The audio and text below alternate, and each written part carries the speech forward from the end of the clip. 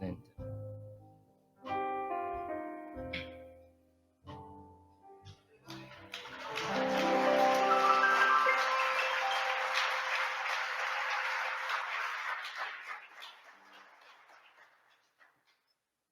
Mr. Bell and members of the faculty and members of the student body of this great institution of learning. Ladies and gentlemen, I have several things that one could talk about before such a large, concerned, and enlightened group. There are so many problems facing our nation and our world that one could just take off anywhere, but today, I will be talking mainly about the race problem. And I'd like to use as a subject form which to speak this afternoon, Other America. And I use this subject because there are literally two Americas. One America is beautiful for our situation. And in a sense, this America is overflowing with the miracle of prosperity and the honey of opportunity. This America is the habitat of millions of people who have food and material necessities for their bodies, culture and education for their minds, freedom and human dignity for their spirit. In this America, millions of people experience every day the opportunity of having a life, liberty, and a pursuit of happiness in all of their dimensions. And in this America, millions of young people grow up in the sunlight of opportunity. But tragically and unfortunately, there's another America. This other America has a daily ugliness about it that constantly transforms the buoyancy of hope, the fatigue of despair. In this America, millions of work-starved men walk the streets daily in search for jobs that do not exist. In this America, millions of people find themselves living in rat-infested, vermin-filled slums. In this America, people are poor by the millions and find themselves perishing on an island of poverty in the midst of a vast ocean of material prosperity. In a sense, the greatest tragedy of this other America, what it does to our children. Little children in this other America are forced to grow up with clouds of inferiority, farming every day in their little mental skies as we look at this other America. We see it as an arena of blasted hopes and shattered dreams. Many people of various backgrounds live in this other America. Some are Mexican American, some are Puerto Rican, some are Indians, some happen to be from other groups. Millions of them are Appalachian whites. Probably the largest group in this America is in proportion to its size and population, the American Negro. The American Negro finds himself living in a triple ghetto, a ghetto of race, a ghetto of poverty, ghetto. To deal with this problem of two Americas, we're seeking to make America one nation, indivisible with liberty and justice for all. Let me say that the struggle for our civil rights and the struggle to make these two Americas one is much more difficult today than it was 5, 10 years ago. Fought about a decade or maybe 12 years, we fought across the South in various struggles to get rid of legal overt segregation and all of the humiliation that surrounded that system of segregation. In a sense, this was a struggle for decency. We could not go to a lunch counter in so many instances and get a hamburger or a cup of coffee. We could not make use of public accommodation. Public transportation was segregated. Often we had to sit in the back. In transportation within cities, we often had to stand over empty seats because sections were reserved for whites only. We did not have the right to vote in so many areas of the South, and the struggle was to deal with these problems. Certainly, they were difficult problems. They were humiliating conditions. By the thousands, we protested these conditions. We made it clear that it was ultimately more honorable to accept jail cell experiences than to accept segregation and humiliation. By the thousands, students and adults decided to sit in at segregated lunch counters to protest the conditions. And when they were sitting at these lunch counters, they were in reality standing up for the best in the American dream and seeking to take back the whole nation to those great wells of democracy, which were dug deep by the founding fathers in the formulation of the Constitution and the Declaration of Independence. Many things were gained as a result of these struggles. In 1964, the Civil Rights Bill came into being. After the Birmingham movement, which did a great deal to subpoena the conscience of a large segment of the nation to appear before the judgment seat of morality on the whole question of civil rights. After the Selma movement in 1965, we were able to get a voting rights bill. All of these things represented strides, but we must see that the struggle today is much more difficult. It's more difficult today because we are struggling for now genuine equality. And it's much easier to integrate a lunch counter than it is to guarantee livable income and a good, solid job. It's much easier to guarantee the right to vote than it is to guarantee the right to live in sanitary, decent housing conditions. It is much easier to integrate a public park than it is to make genuine, quality, integrated education a reality. And so today, we're struggling for something which says we demand genuine equality.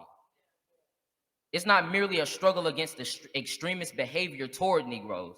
And I'm convinced that many of the very people who supported us in the struggle in the South are not willing to go all the way now. I came to see this in a very difficult and painful way in Chicago. Over the last year where I've lived and worked, some of the people who came quickly to march with us in Selma and Birmingham aren't active around Chicago.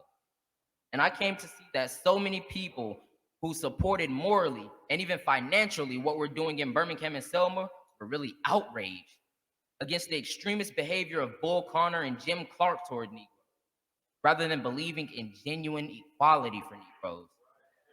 And I think this is what we've got to see now. And this is what makes the struggle much more difficult.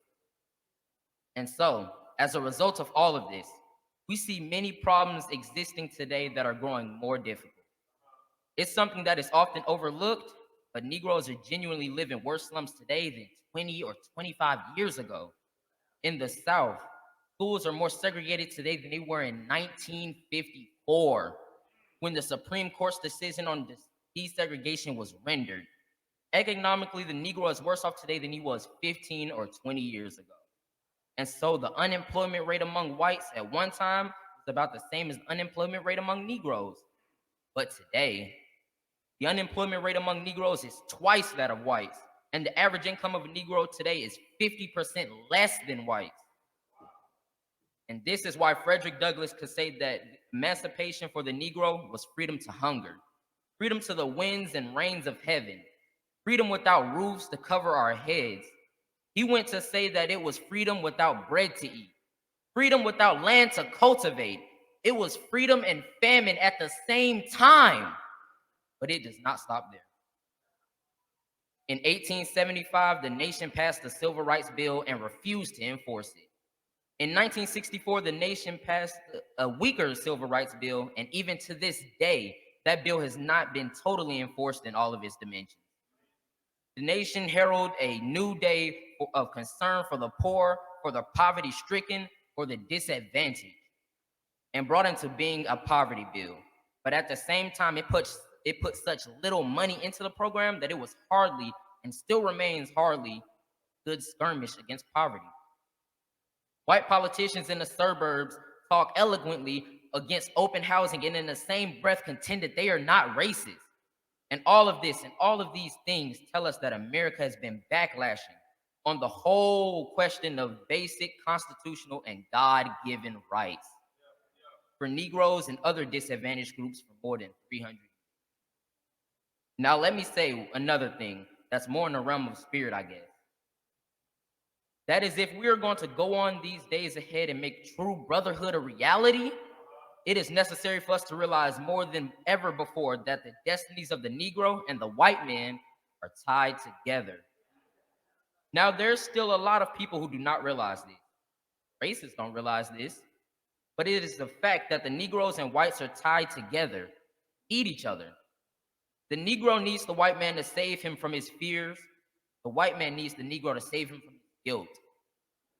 We are tied together in so many ways: our language, our music, our cultural patterns, our material prosperity, and even our food are an amalgam of black, white.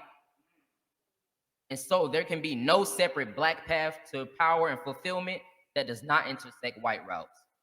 There can be no separate white path to power and fulfillment short of social disaster.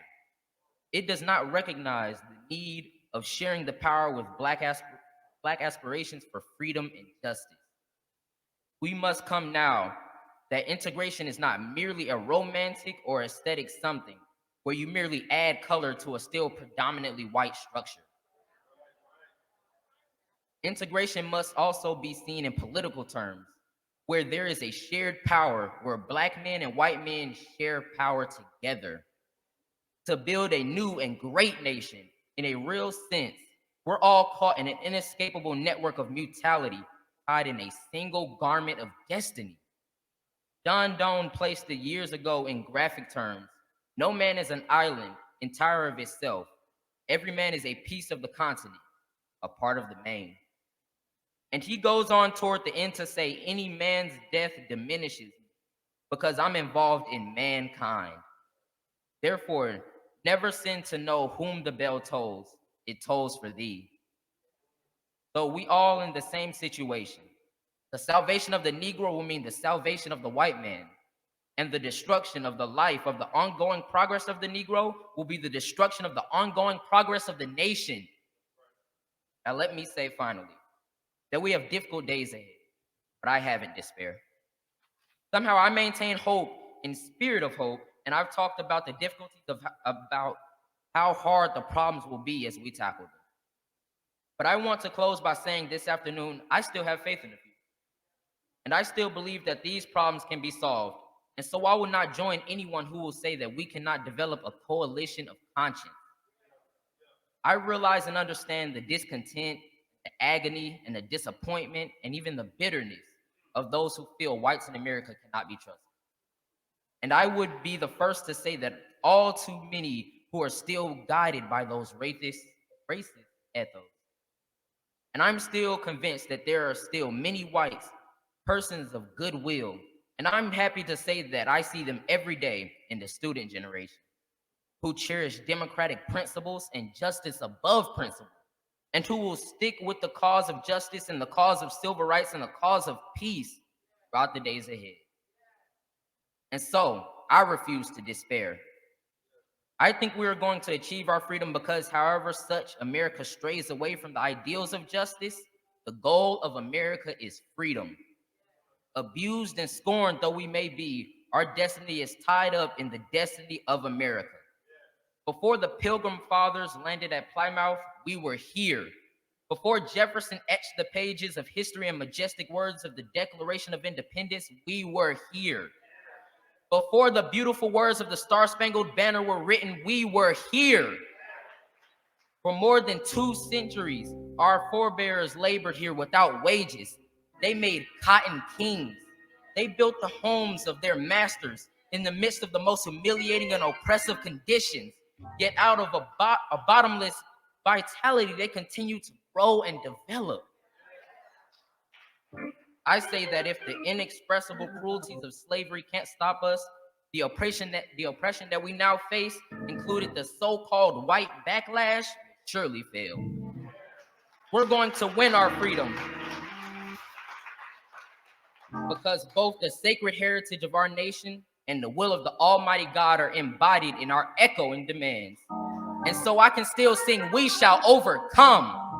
We shall overcome because somehow the arc of moral universe is long, but it bends towards justice. We shall overcome because Carlyle is right. No lie can live forever. We shall overcome because William Cullen Bryant is right. Truth crushed on earth will rise again. We shall overcome because James Russell Lowell is right. Truth forever on the scaffold, wrong forever on the throne. Yet that scaffold always sways towards the future.